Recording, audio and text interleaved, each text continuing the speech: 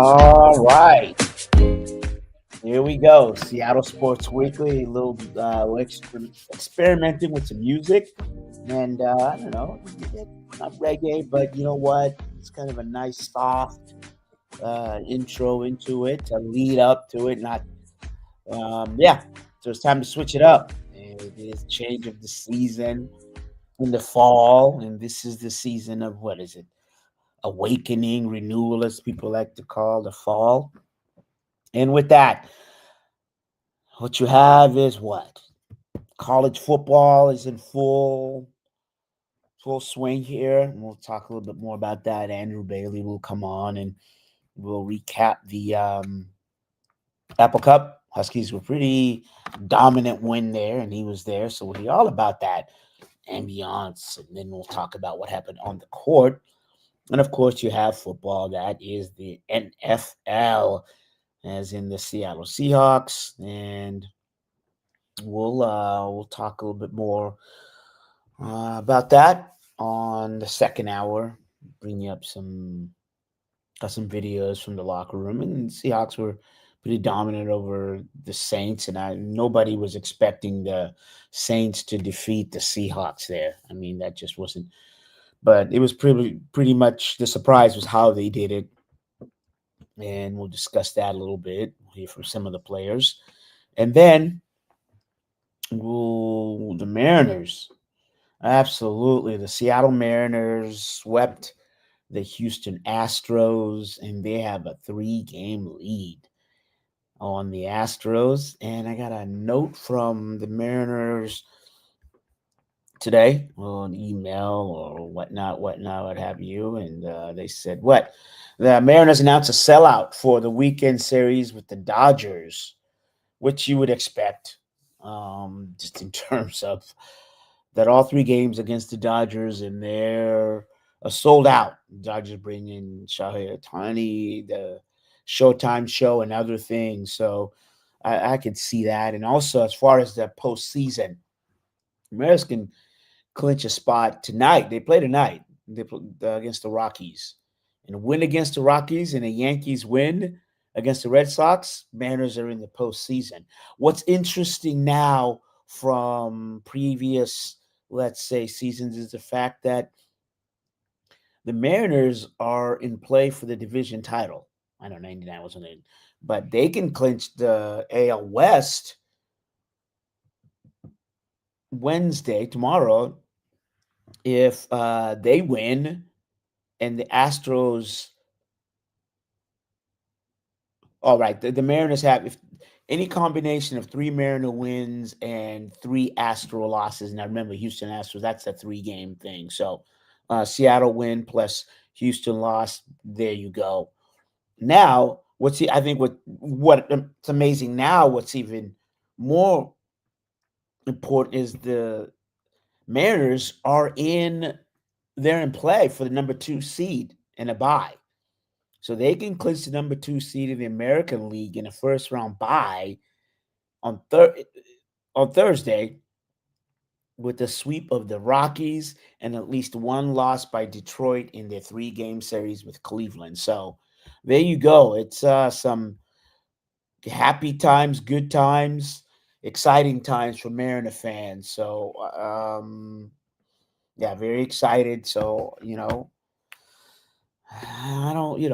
I haven't seen the last time the Mariners were in play in such with so much on the line. And give credit to Cal Raleigh and just that pitching staff and the way the Mariners have been playing. I mean, he is on right now.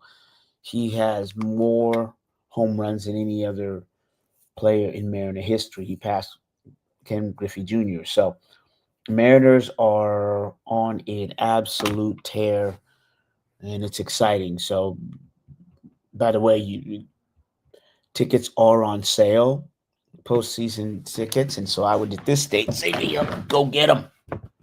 Don't do that. Well, let me see. Let me wait. No, go out there and get you some Mariner postseason tickets.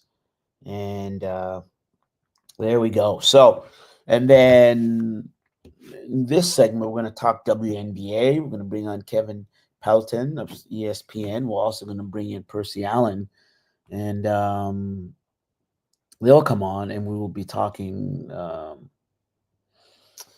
just the storm and what happened over there, and all the changes that were made, and you know, we'll talk about the storm making a change at the head coach, out Noelle Quinn after 5 years. And the Storm lost game three, first round against the Las Vegas Aces. And so they move on. And then we will, so where do they go? So we'll find out when we talk a little bit. I mean, I think for me, the bittersweet, you know, I would say the Mariners, the move that the Storm made, I have to commend that. You have to commend that because it's a move that you see at the franchise saying, you know what, we just don't. Um, it's not about just getting in the playoffs. It's not just about being competitive, but it's about we. And you hear this all the time. We want to go out there and compete for championships. Well, when you compete for championships, what does that mean? That means from your organization, just in terms of your facility. And the Storm have that, right? They're one of the top facilities in the WNBA. It's an arena. Oh, okay. All right. Let me hey D Money. Let's take a quick break for a second. The link is not working. Let me go out and resend these guys the link. So, yeah, I think part of what happens is in terms of, as I said, the Mariner, the Storm, they really did. They showed, what, this season they went out and got top players. They went out and got um, the players that they felt they needed in terms of to compete for a championship, not just to be competitive in um in the playoffs, but really more about being a championship caliber team. And to do that, you have to make these moves where you're going, hey, to a coach, I get it, and we're all right. And thank you for, playing and getting us in the playoffs, but this is not what who we are. Beating the Aces in the first game was fine. Losing down there was fine, but um, what you want to do is no. We're here to compete, and we're here to win for championships, and that's really what the letting go of Noelle Quinn, and in that regard, that's what happened in terms of the Storm. I mean, I like it. I mean, I like Noe Quinn, and she was amazing, but I'm also impressed by the um, the Seattle Storm saying, no, you know what? We are here to win championships. So they went and got NECA. They went and got, these players there, they picked up Erica Wheeler. They picked up also, Brittany Sykes during the, she only played for a month. But again, this is that franchise that was saying, we're going to show you that we will do whatever it takes to win championships, not compete. And when you get teams that ownerships don't usually make that move. So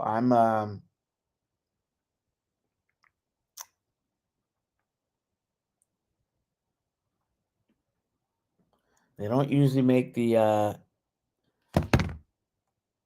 don't usually make those kind of moves, and they did. So that is, I gotta commend the link the storm on that. So I'm gonna bring in Kevin Pelton and then Percy as well, and he has covered basketball, NBA, WNBA, and Kevin Pelton for ESPN, and then of course Percy Allen is a legend in the Seattle area. I mean, they're both legends, but Percy has covered UW, the Sonics, and he's also a community man, and he knows who's who in terms of basketball. But they're both probably the most prominent writers and knowledgeable journalists that I know in terms of basketball and sports. So, gentlemen, can you join us? What's up, Maz? Hey, there it is. Yeah, There it have is. fun. How was the Mike McDonald press conference link? I say, You were killing me, Maz. They would have been surprised to see us. So, Percy, you well, apparently got the But you know message what? on It all worked on. out. It all worked out. oh, I'm so Yeah, you glad to definitely have got the you black all. Yeah, T-shirt yeah. ready. All right, so let's just get to it. I kind of did a little build up. Percy, we're gonna start with you because here you go, exclusive, and you talk with the general manager of the Storm about the Noelle Quinn firing. What or not renew the contract? Just what I read the article. Of course, it's always great. Takeaways from your conversation with her. Yeah, so I should first say that I don't know if I necessarily had an exclusive. I know that Kevin also talked to her as well, so I will give props to like Kevin. And he also had a fantastic story. But yeah, it was just great to just have a one-on-one with to Lisa, the Storm GM, and just ask a wide range of questions, right? And it was one of those deals, and I'm sure that like Kevin can speak to it as well, that we don't get access to her a whole lot, right? It's usually at the beginning of the season and at the end of the season. And so these, NMB situations are very rare. And so you just kind of go at the wide gamut of it. Now, obviously, the Noel Quinn firing was at the top of mind, and so we spent a lot of time on that. And so, the thing that I got from it, and I'm sure that Kevin will like chime in later, but the thing that I got from it and what I was going into it was that this is the first time that Talisa can really put her stamp on this team. This is Mm, this is like the very first time. Like like she's kind of done it with some draft picks here. But as we kind of know, like those draft picks, like you don't really have a choice with those draft picks, right? I mean, like how are you not going to choose Dom, right? How are you not going to choose George Worston, right? So those things kind of happen. So when a general manager hires their coach, they're kind of linked, right? And so I get the sense that this has to work, and I'm also curious as to see how she's going to do this because with we know Lisa that this is going to be a chance for her to kind of see like what type of a basketball person is she. She's only been with the Storm, and so I don't know if she has these deep connections, throughout the league. I don't know is if like there's an assistant coach that like she has her eye on or anything like that. Now with the bombshell news that happened just a few hours ago, again, it kind of seems like a no-brainer, right? And so like you kind of see what's going on with Sandy Brondello there. But if it's not Sandy, let's kind of see what is Talisa really going to do with this pick. Like maybe there is somebody that she has her eye on to like come in, and if so, then uh, again, away we go with like this brand new iteration of the Storm.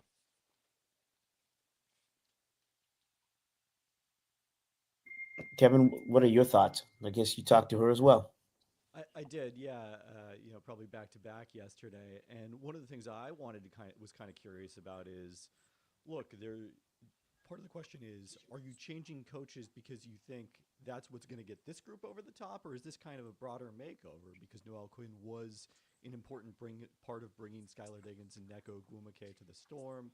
They advocated for her job last year, as I wrote about recently in a profile on the two of them. Now, that doesn't necessarily mean that they were, opposed to making a change now. Obviously, people have the right to change their mind. But, one of the things she highlighted is we thought this group could have gone further. We believe in this core. They don't know necessarily that group is going to be back because everybody is unrestricted free agents in the starting five plus Erica Wheeler. But what she said did seem to suggest like this is about getting a coach to bring more out of this group rather than a broader overhaul of the organization being their goal. So I thought that was interesting. And that also speaks to where, Sandy Brondello makes sense. If you're hiring a first-time head coach, you've got to be really confident in them that they can get more out of your group than you've seen from Noelle Quinn as the second winningest coach in franchise history. Sandy Brondello, you don't have to guess what it looks like her in the finals. She's won 2 championships. She's been there. So she's been in the finals 3 times, including with Skylar Diggins, intriguingly enough. So she's the obvious candidate to me now that she's available. Yeah, and just so free agency, there's not an agreement, correct? Is that everybody is pretty much a WNBA a free agent? Is that a fair assessment of what's going on here? About 90% of the players, right? I mean, like obviously, uh, the rookies and like anybody who's like been drafted recently. Other than that, other than like the Lexi Browns of the world, there were very few veterans who signed past this season. Two in the entire league who had the choice to become free agents this offseason and didn't. Lexi's one of those, and Kalani Brown of Phoenix. Kalani. So Lexi Brown is a free agent. No, she is under contract. No. She and Dominic Malunga are the only two from this year's roster, and then they bring back Jordan Horston and Nika Mule from their ACL injuries will also be under contract. And Lexi Brown had the interesting post-game conference. Is that correct? Interesting. Huh? Is that the word that we're using? I would say interesting. And I took, just so some of y'all that did not, audience there. So it's an exit interview. We're supposed to ask questions. And she basically, because I want you guys' take on it, but she basically did not take questions. And in summation here, she said, look, you know what? I was healthy because my family told me, asked me if I was healthy and friends. So I want everybody else to know that I was healthy for 44 of the games. And I thought, whoa, was that a knock on the coach? And Percy, in your article, you said something that T said she wanted to bring the most out of the players or something about bridging the organization. And I kind of started going down the rabbit's hole. Is that a fair assessment that maybe Quinn wasn't? I'll leave it at that. Yeah. No, I don't necessarily think that Talisa was taking shots at Noe or like anything like that. I think she was trying to answer a question as best she could. I think that she was trying to kind of be all encompassing in her answer of like who they want to bring in, right? Of just somebody who can develop talent. I mean, and that's really, really key, key for her in my conversation with her. And that makes sense when you have a 19-year-old Ndam Malanga on your roster that, yes, you want somebody to develop talent. And so I didn't necessarily hear that Talia was taking shot, but I can see where a lot of people will interpret it that, look, I've gotten calls already. And, if you go down the rabbit hole of looking at the comment sections on any of that stuff, I mean, you will see people inferring that. And look, people will, sort of draw whatever conclusions that they may. I'm going to give Talisa the benefit of the doubt that she answered a question as honestly as she could. Look, at the end of the day, you don't fire your coach if you think they were getting the most out of your players. Like that's just kind of how it works. Like, I don't think it's got to be a shot, but they believed this core had a chance to do better. And you look at where we all thought when they were sitting there on August 1st, tied for 4th. The next week they add Brittany Sykes in this one of the biggest deals at the trade deadline. And then instead of ascending in the standings, they're dropping to 7th. And, that's understandably disappointing. I do think a lot of people have wondered, Tiffany Mitchell expressed some frustration with her role in the playoffs at exit interviews, and in addition to Lexi Brown saying that. And look, like the reality is when you bring in veteran players and they are not quite good enough to maintain consistent rotation spots, they're going to be frustrated with that. I think that responsibility for that falls on both the front office and the coaching staff at that point. It's a combination thereof. But I don't think it's, that Noelle Quinn is alienating players, because the people who believed in her, who went to bat for her last year, aside from Jewel Lloyd, who, obviously had a rift with the coaching staff and the organization as a whole. But it was the most important players of the team were the ones who were going to bat for Noelle Quinn a year ago. Yeah, I mean, agreed.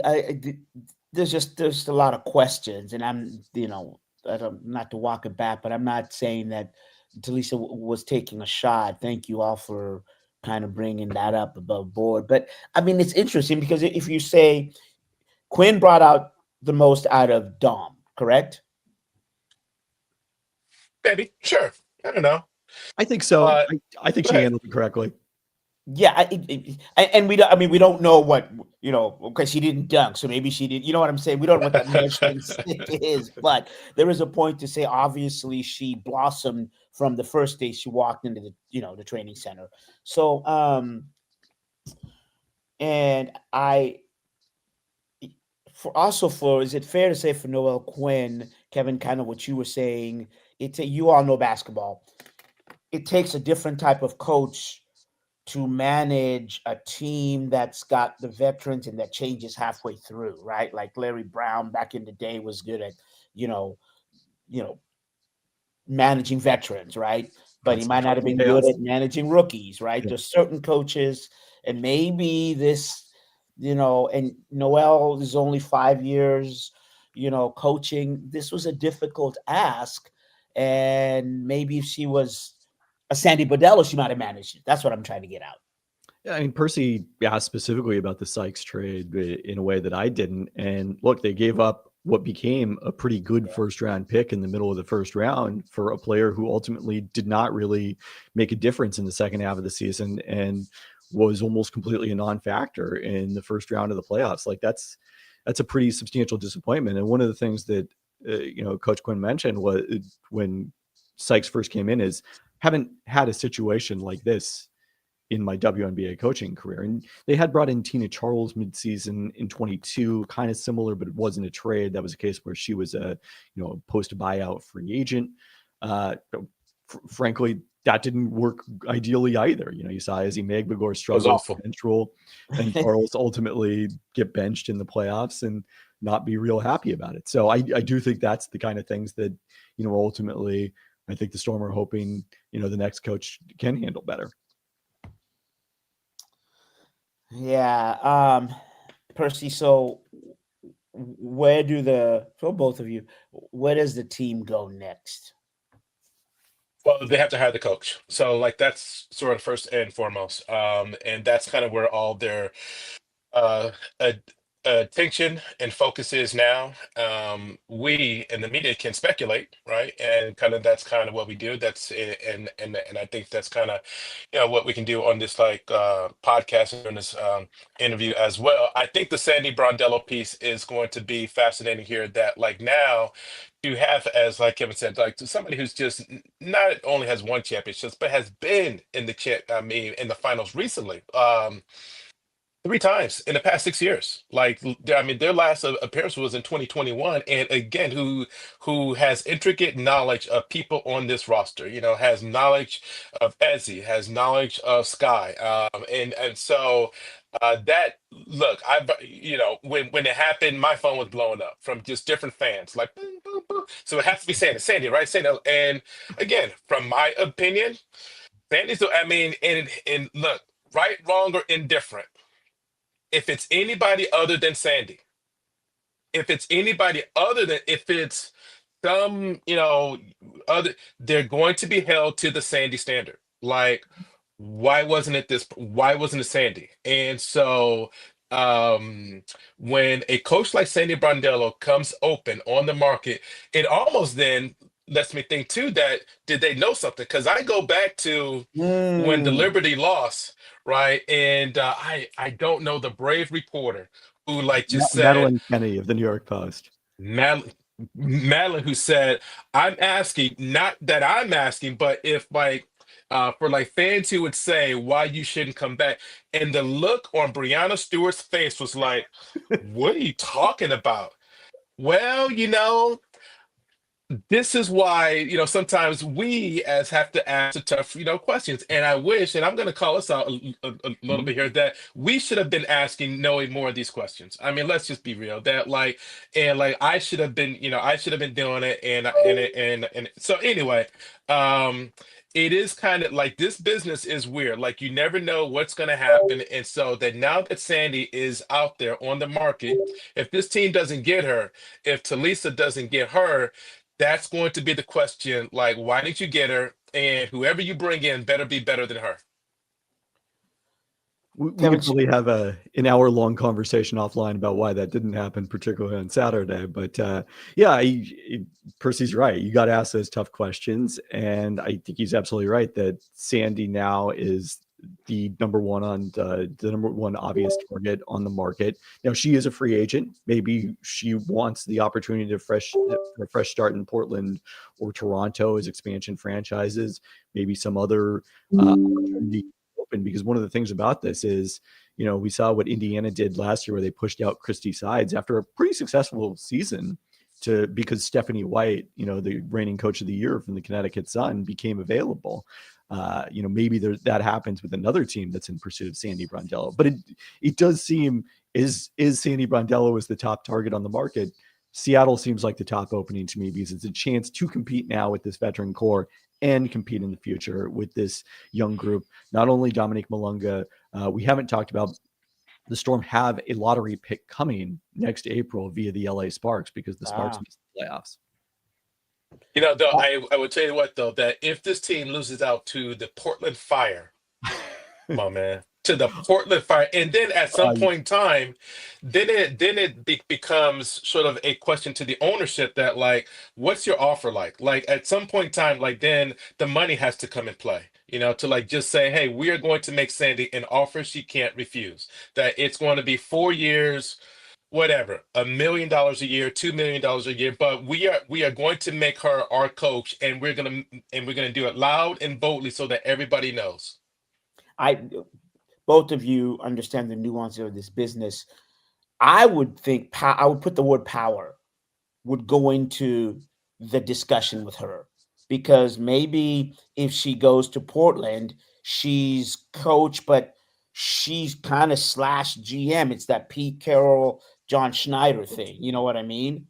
And that probably might be the one caveat that Sandy might say, I've earned the right. I want to create that landscape as a coach. And then how much power do I have in terms of, player?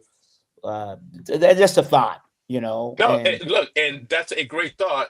And then I would say, if you're Elisa, you fall on your sword, right? Like there is no ego then here. Then like, you know what? Then so be it. Then yeah, it'll be like, as you sort of know, Maz, it'll be a Pete Carroll sort of John Schneider type of a situation, and then Talisa kind of becomes more of a John Schneider type of role. But then she can always claim that I brought in Sandy, that I was the one who got her, and if it costs me some, but again, I don't even know how that works because it's, I mean, look, we don't have time to really get into this, but I don't really know how much the GM is GMing in terms of bringing in players in the WNBA. Like, let's keep it 100. Like, we can do it on this podcast. I don't know how many listeners you have, Moss, but let's keep it one. The GM last year was NECA.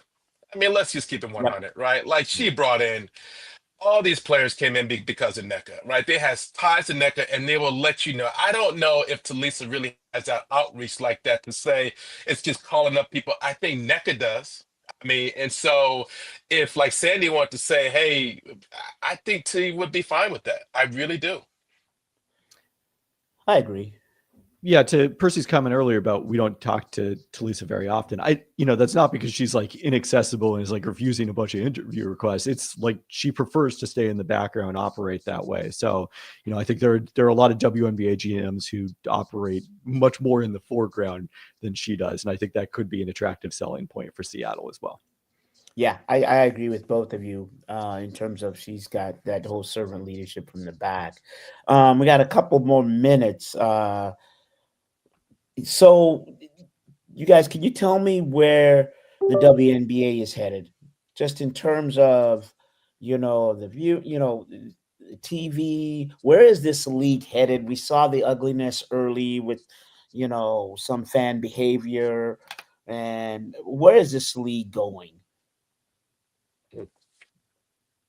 Oh, wow. Well, I think it's going into a great place. So obviously, Okay. it's the great unknown now, right? Because of the CBA, right? And so that's the great unknown. But the trajectory is up. For old heads like Kevin and I, who have kind of like seen this for a long while, it is in a place where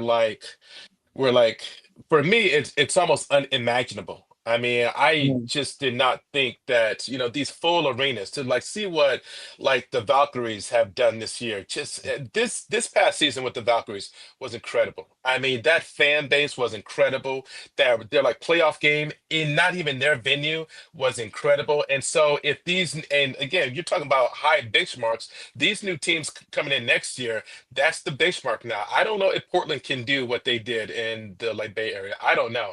Toronto, maybe.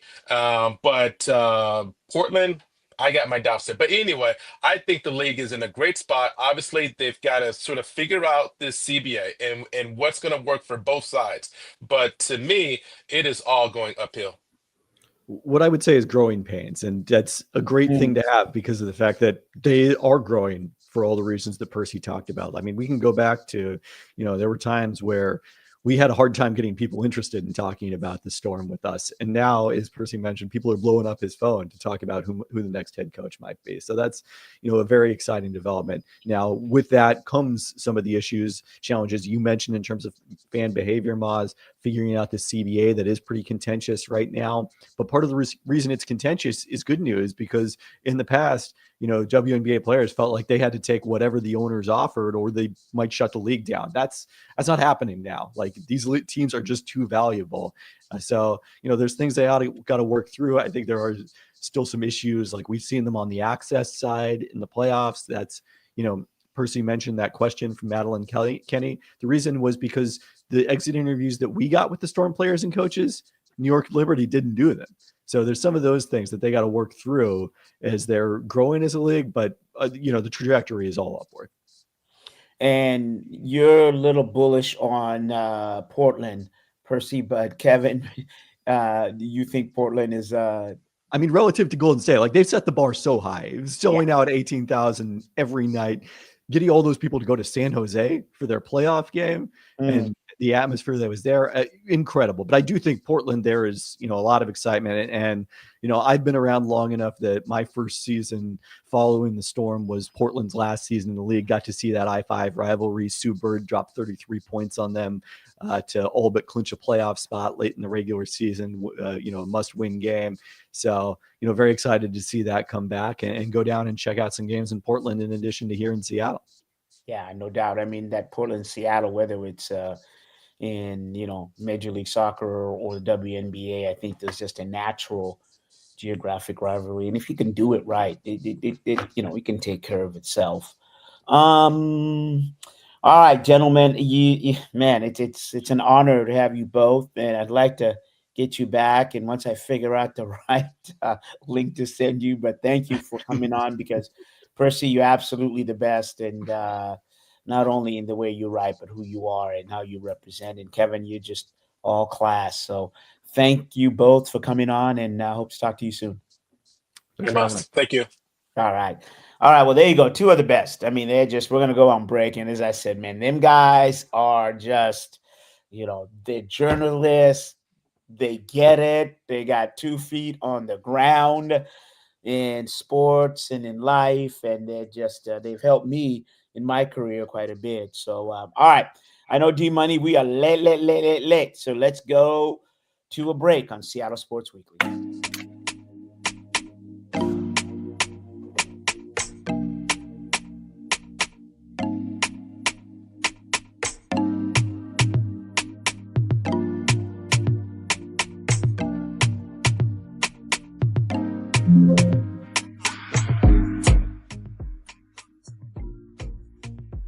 Would you like to see when your favorite Rainier Avenue Radio show comes on? Check out our show schedule, updated weekly at rainieravenue.radio.world. A message from Public Health Seattle, King County. Wildfire smoke is bad for everyone's health. Children and teens, older adults, pregnant people, and people with heart and lung conditions like asthma are more sensitive to smoke. Go to airnow.gov or use your weather app to check the air quality outside. When there is smoke outside, close your windows and doors and clean your indoor air using an air purifier. If you need to go outside, wear an N95 or KN95 mask. For more information, visit kingcounty.gov/wildfire smoke. Mga kaibigan, ito po si Kuya Bert Kawili. And this is Miles Salvador from Australia. And I'm Norb Kawili, also known as Norbcam. Kung gusto niyo po ang latest news and events from the Philippines at yung local Filipino community, Phil-Am Radio po. We play Filipino music and interview guests from all around the world. And I'll keep you updated on the latest Seahawks and sports news. Kaya always tune in Phil-Am Radio every Tuesday 1 to 2:30 p.m. Pacific Time on Rainier Avenue Radio.world. And in YouTube and Facebook. Salamat po.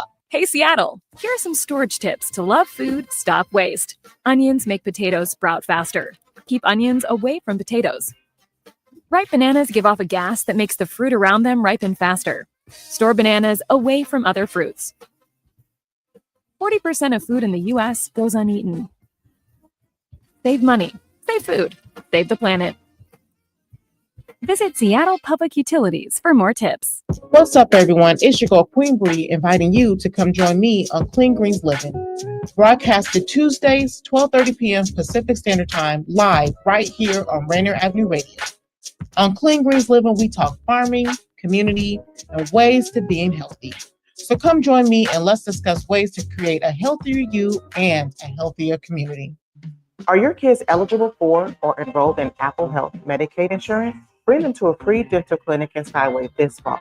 Public Health Seattle and King County is hosting free dental clinics for kids 12 and under at the Skyway Resource Center, one Saturday per month, now until December. Visit kingcounty.gov/ABCD for more information. Again, that's kingcounty.gov/ABCD for free dental clinics for kids. Rainier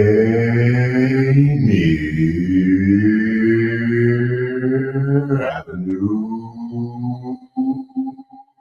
Radio.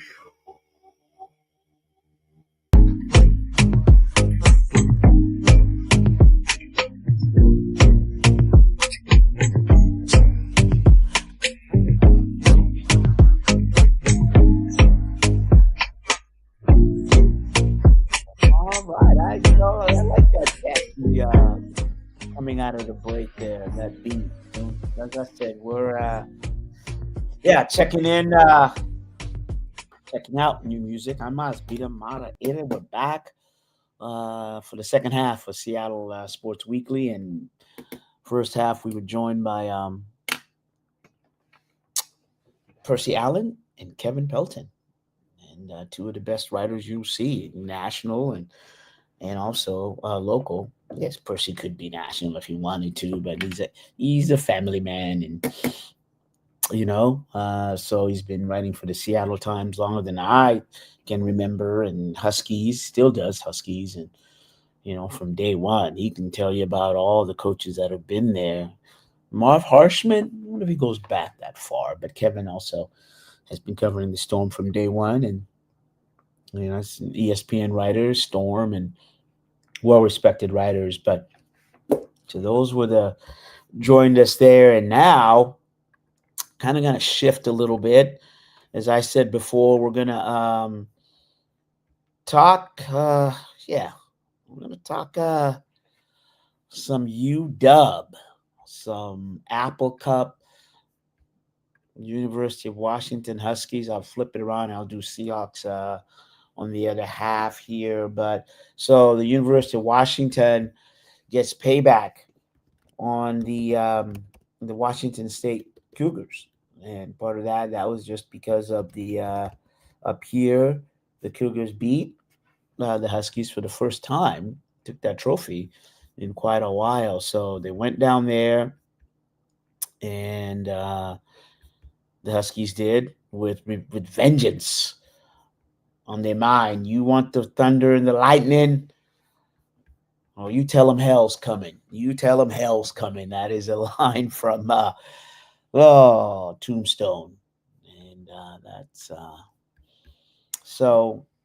While he's not hell and thunder, but he was down there. So we're going to bring in Andrew Bailey. He is a writer for CascadiaSports.net. Andrew? How's it going, Maz? Yeah, you made it back, I see. Yes, I did. Quite the journey, but I'm here. Okay, you didn't stop off in any of the sororities there to celebrate. Might have been a good idea. Well, actually, I mean, on a somber note, there was some kind of an incident. I didn't read all of it. That there was, a WSU player was shot by a UW student. But I should more journalism and find out. But obviously, that was off the field. But listen, your first Apple Cup as a journalist? Yes. What was that like? I mean, give us that wow, pinch me moment. So, yeah, what was the experience for you? I would say when I got to the campus and I kind of toured around, looked around, and I went into the library, and you look out, and what's so cool about WSU is you can look right out at the practice field where you're studying. And I think that's one of the neatest features at WSU, that they have that. And when it really hit me is when I got into the press box and, just got to start to work and looking out. And then when the stadium filled up, it was a packed house. It was just such an amazing environment, and the weather was beautiful. I think it was the hottest Apple Cup on record. Usually it's so cold because the game's played in November, but this year it's played in September towards the end of summer. So got really good weather in Pullman. So that was great. You're joshing us. I know you have your internet issues, right? And then also what we want to know. Oh, we want to know. You want to know about the internet issues? Oh, no. I said in addition to that, we want to know about how was the pregame meal. Those are important things before we get to the game. Me, I just like to go with the energy bars. I'm all good. Once I get the energy bars going, that's what I do. That's just me. But that's me. I'm not much of a pregame meal guy or whatever. I just take those energy bars, get that good energy going, and that's what I do. So that's what I did. Oh, wow. A true journalist indeed. I'm always kind of, in fact, some of us will rate, we can rate out of the Pac-12 and also the NFL, Big Ten now, like who has the best pregame and postgame meal. Andrew, my man. All right, fair. You're a true journalist. So tell us about the game. What was it, 59-24? Yeah, it felt a lot closer if you watched the first three quarters, though. The Cougars really kind of hung around in this one. I was a little bit surprised by that. The Huskies are big favorites, but the Huskies, it wasn't that they couldn't, the Huskies did an effective job on offense. They were super efficient. They didn't punt the entire game. It was the same thing that they had success-wise against UC Davis. So, and Damon Williams was the story of the game, responsible for 5 touchdowns, threw for 4, ran for 1, had 386 total yards, was Big Ten Offensive Player of the Week. It was really poised, threw some really beautiful balls, got up after some really tough hits, and found his main target, Denzel Boston, who led the team in receiving with 107 yards and 2 touchdown catches. What were Damon's numbers there in terms of overall passing and running? Do you remember? Yes, he was 16 of 19 passing the ball, no interceptions, threw for 298 yards, and like I said, 4 touchdown passes. Was the lead rusher too for the Huskies in that game. It's usually Jonah Coleman, but Damon was the lead rusher with 88 yards rushing. Had that 1 touchdown run, and so yeah, he was the story of the game. Just the poise and maturity that he showed, as a sophomore quarterback. It's going to be really interesting to follow as we continue throughout the season. Now, what happened with Jonah Coleman? Because he was coming off a 4-5 touchdown game there. Was it something that the WSU did to limit him to? Well, he had 62 yards, but 2 touchdowns. I guess that's not limiting him. What's your take on how WSU played Coleman? I think they had a really good game plan for him. They stopped him running the ball. They kept him under 100 yards rushing. He still had 2 rushing touchdowns, but he really made an impact in the receiving game. He had 104 yards receiving and a touchdown catch and a nice screen pass. Yeah, so that's 3 touchdowns. I mean, when you look at Coleman, I mean, he looks more like a bowling ball type of running back. But the fact that, he gets 104 yards receiving, I mean, just 3 off Denzel Boston, like you said, it's 107. What kind of a football player is Jonah Coleman? He does everything you could ask. Just from a standpoint of, what he does on the field and what he does off the field. He's such a good leader. And just overall, his ability to run the football, he's such a physical runner. He just really, just runs over guys. And he's got such good agility too. So, what he can do in the passing game now is, if he adds that element, which he has added. I mean, he had 6 catches, 104 yards. I mean, that just adds to his game. Now, WSU, as you said, stuck around. How were they able to do that? Well, really, Zevi Eckhouse had an impressive game overall. Just throwing the ball was super effective. I looked at his numbers as we were headed towards the third quarter. He was like 22 of 25 at one point. He was completing a super high rate of his passes. I think Takario Davis being out made an impact. That it made it so it was tougher for the Huskies. They had to rotate different corners, and so it was a little bit of a challenge on that front. Trying to figure out how to cover some of these Cougar receivers. And the Cougars, give them credit, they took their shots. They took deep throws, and they made the Husky defense work. And 3 penalties kind of aided some of those Cougar drives too, particularly in the first half. Kind of let the Cougars kind of hang around a little bit. But, the turning point of the game was in the fourth quarter when Alex McLaughlin had that interception return for a touchdown. That was what really swung the momentum, according to Jed Fish. And the defense forces a fumble on the next drive. Dylan Robinson punches the ball out. Bryce Butler recovers, and Huskies then go and score on that Jonah Coleman screen pass for a touchdown. So, I mean, that was really what was the kind of the good and the bad of the defense. The defense had some lapses in coverage a little bit, but they forced 3 turnovers and had, and the Huskies converted each of those turnovers into touchdowns. So 21 points off turnovers is good for them. All right. So speaking of challenges and the need to clean up your football, here comes the number 1 Ohio State Buckeyes. War Nelly.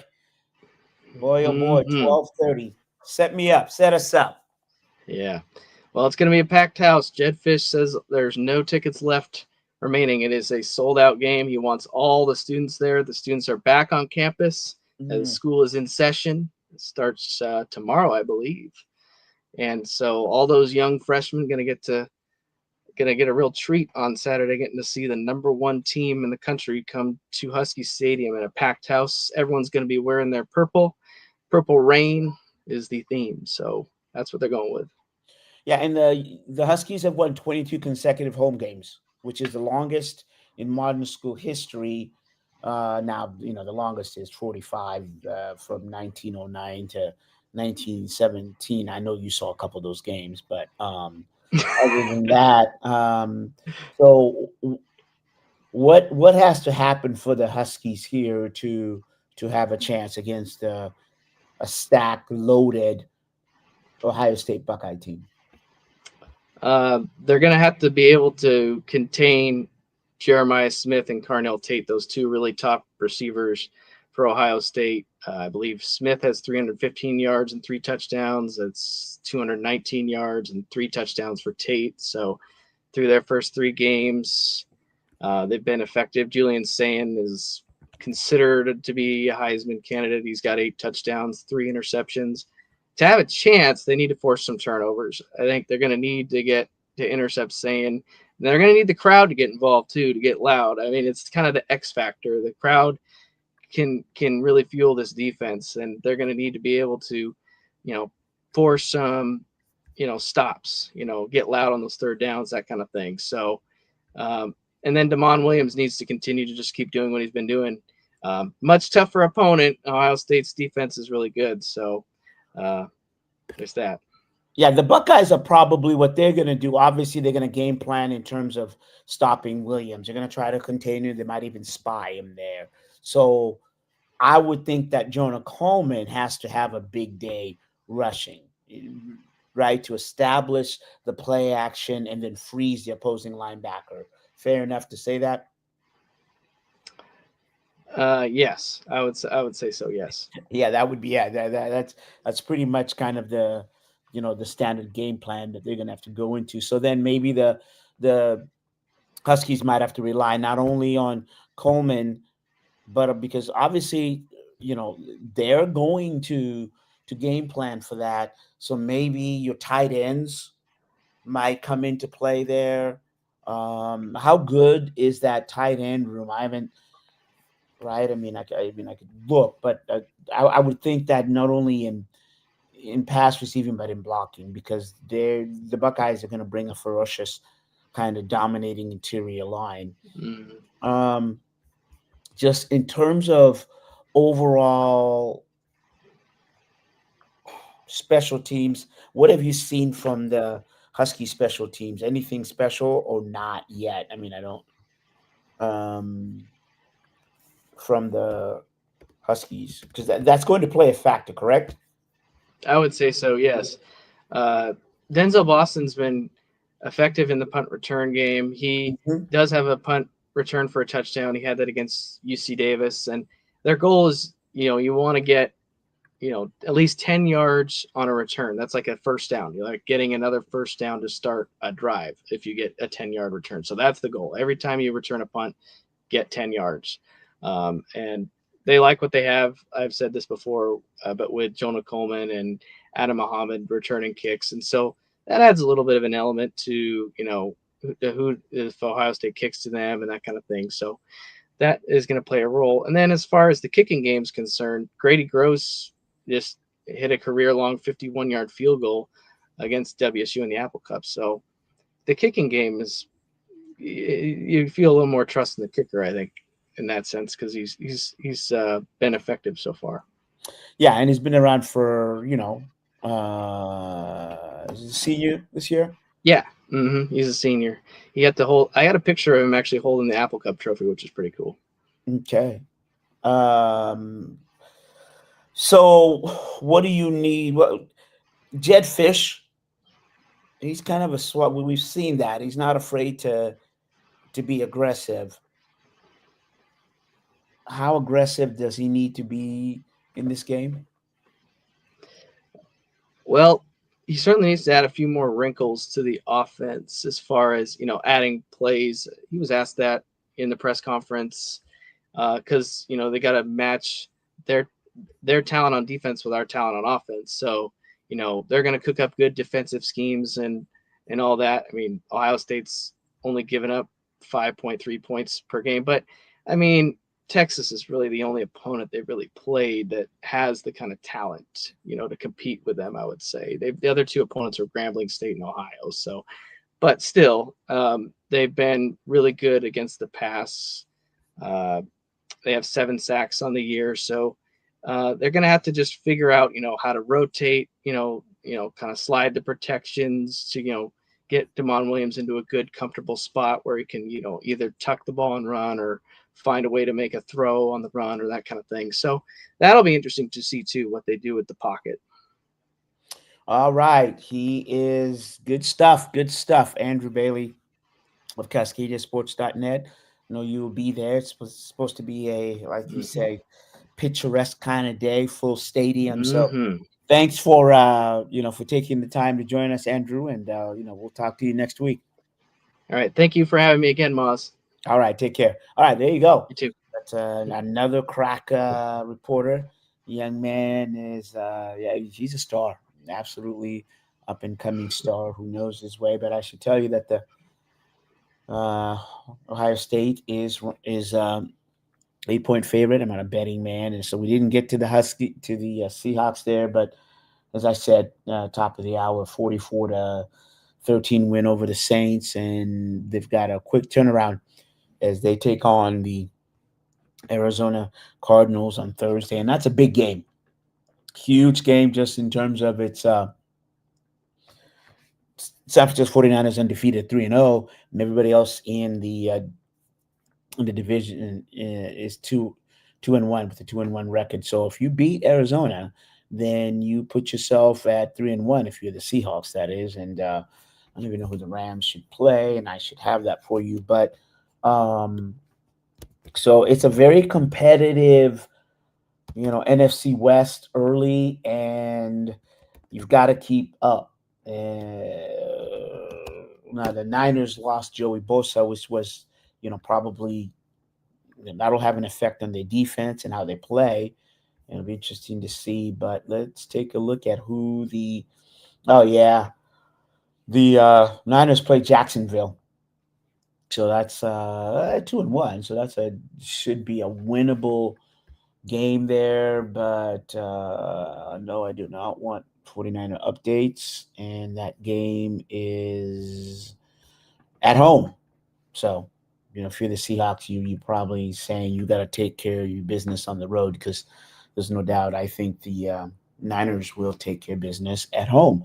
All right, so that's it. Clean Greens Living is back, and they are next. Woohoo! And so stay tuned for that. I'm Mazvita Maraire. This is Seattle Sports Weekly. Thanks for all that you do, D-Money. Take care.